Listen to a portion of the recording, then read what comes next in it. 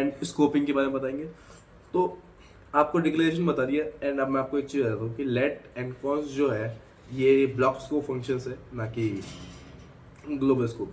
जो वार है वहीं पे वो ग्लोबल स्कोप में काम करता है। इसको कहीं पे भी डिक्लेयर कर सकते हैं, इसको रीअसाइन कर सकते हैं, इसके साथ कुछ भी कर सकते हैं अपन इसको, ठीक है। बट लेट एंड कॉन्स्टेंट ये चीज़ नहीं है, अपन इसको वापस रीअसाइन नहीं कर सकते, डिक्लेयर नहीं कर सकते उसी स्कोप के अंदर।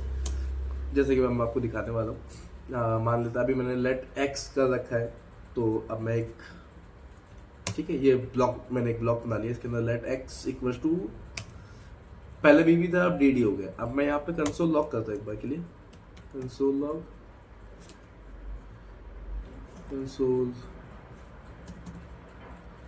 कंसोल लॉग एक्स, ठीक है। अब अगर अपन इसका आउटपुट देखेंगे तो क्या आ रहा होगा, देखो आउटपुट में डी आ रहा है जो कि इसका ब्लॉक स्कोप है। मैंने जैसा आपको बताया कि let and const block scope function है। तो अब जो एक्स मैंने जिस ब्लॉक में कर रखा है उसी ब्लॉक में मैंने कंसोल लॉग किया, तो मुझे एक्स की वैल्यू वही दिखा रही जो मैंने उस ब्लॉक के अंदर डिक्लेयर करी है। अब मैं इस कंसोल लॉग को बाहर ले आ रहा हूँ उस ब्लॉक से, तो अब इसकी वैल्यू क्या बताएगी, बीबी। क्यों? क्योंकि एक्स मैंने पहले भी डिक्लेयर कर रखा है ग्लोबल स्कोप के अंदर जिसकी वैल्यू है बीबी, ठीक है। तो इसलिए अब मुझे ये बीबी दिखाएगा। एंड कॉन्स्ट के साथ भी यही सेम सीन है। अगर मैं यहाँ पे ये हटा देता हूँ एक बार के लिए, कॉन्स्ट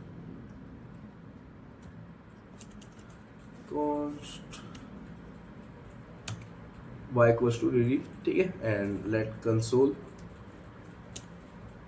y, ठीक है। अभी ये मैं इसको ग्लोबल स्कोप में करता हूँ, देखते क्या वैल्यू आती है, डबल ए आ रहा है। क्यों? क्योंकि कॉन्स्ट क्या कहते हैं, ग्लोबल स्कोपिंग में डबल ए मैंने इसकी वैल्यू असाइन कर रखी है। और हाँ, इनके साथ एक और दिक्कत ये है कि अपन आप इसको जब भी आप लेट एंड वार का यूज ले डिक्लेरेशन के लिए किसी भी वेरिएबल के, तो आपको उनकी वैल्यू हाथों हाथ देनी पड़ती है। आप इसको बाद में नहीं दे सकते। आप इसके साथ ये नहीं कर सकते कि मान लीजिए मैंने पहले एक बता दिया कि ये एक्स के लेट एक्स वेरिएबल लिया है मैंने and let const Y variable लिया है, ठीक है। एंड मैं उसको चाहूँ तो मैं बाद में डिक्लेयर करूँ कि X equals to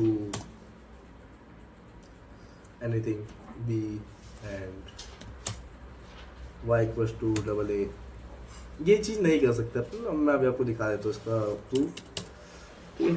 control S करते हैं एंड देखिए कि आपको यार दिख ही रही होगी इसके अंदर। एंड उसको वाई की आ रही है, एक्स भी करते हैं, ट्राई एक्स के साथ भी वही सेम सीन है।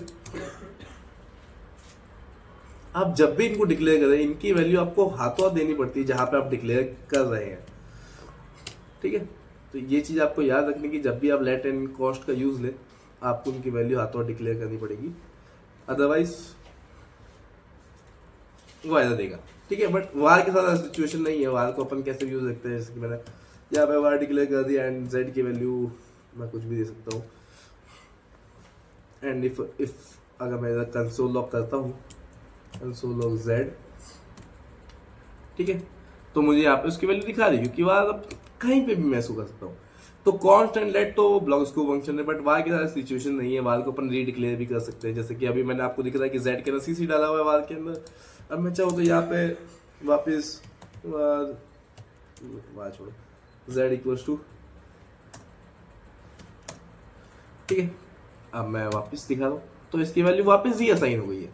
अभी उसी सेम स्कोप के अंदर मैंने वापस की वैल्यू रीअसाइन कर दी है वार की, इसलिए वार को अपन वापस रीअसाइन एंड डिक्लेयर कर सकते हैं, बट कांस्टेंट लेट को नहीं कर सकते, ठीक है। मैंने आपको स्कोपिंग ये बता दी कि स्कोपिंग ठीक है। हाँ, ग्लोबल स्कोप ये होता है कि अपन जब भी किसी फंक्शन के बाद, मतलब किस पूरी जावास्क्रिप्ट फाइल के अंदर अपन कहीं पे भी, जैसे अभी मैंने नॉर्मल यहाँ पे किया, तो ये है ग्लोबल स्कोपिंग। अगर मैं किसी ब्लॉक के अंदर कर देता हूँ तो ये है ब्लॉक स्कोपिंग, ठीक है। एंड अगर मैं किसी फंक्शन के अंदर कर देता हूँ, ठीक है, फंक्शन के अंदर कर देता हूँ, तो ये हो जाती है फंक्शन स्कोपिंग, ठीक है। अब ये है फंक्शन स्कोपिंग। अब इसके अंदर इसकी वैल्यू अलग है। अब मैं कंसोल लॉग कर रहा हूँ इसके अंदर, तो इसकी वैल्यू यही आएगी जो मैंने इसके अंदर दी है, कंसोल लॉग एक्स, ठीक है।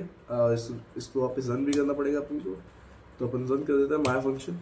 एंड मैं अगर आपको दिखाऊँ तो आपको दिख रहा होगा यहाँ पे एफ आ रहा है जो उसकी वैल्यू है। तो ये है फंक्शन स्कोपिंग, ये है ब्लॉक स्कोपिंग एंड ये है ग्लोबल स्कोपिंग।